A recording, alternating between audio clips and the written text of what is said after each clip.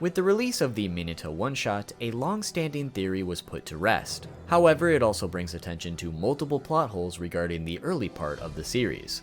The theory that was put to rest was in regards to Minato's squadmate. As initially, throughout the entire run of Naruto, we saw a single flashback picture of Jiraiya's old squad with Minato as his student, along with 2 others. These 2 other squadmates were never named or ever featured in the series, leaving their fate completely unknown.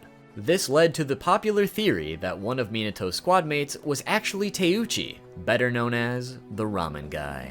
As the theory went, it was speculated that Teuchi was extra friendly to Naruto when the rest of the village shunned him, simply due to the fact that he was the son of his former squadmate. However, with the Minato one-shot coming out recently, we learned that the squadmate in question is actually named Dakai, officially putting this theory to rest. That said, Minato's other squadmate is still unnamed to this very day.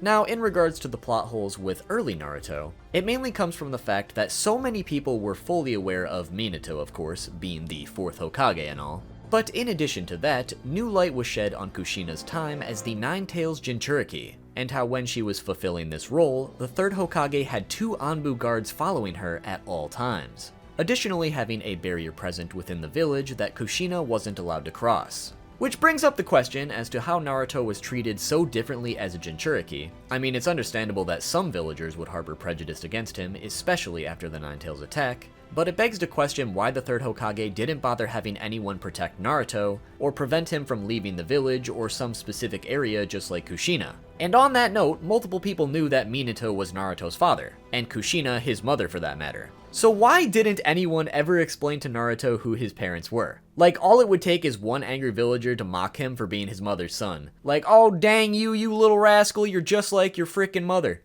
But that never happened.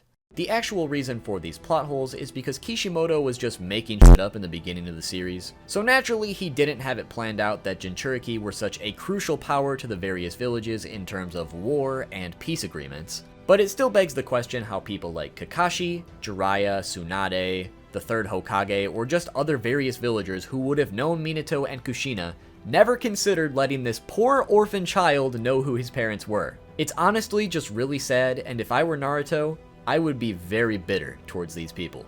But yeah, while this new one-shot was incredible, I highly suggest you read it if you haven't already. It certainly doesn't make some of the earlier aspects of Naruto fit very well in the grand scheme of things.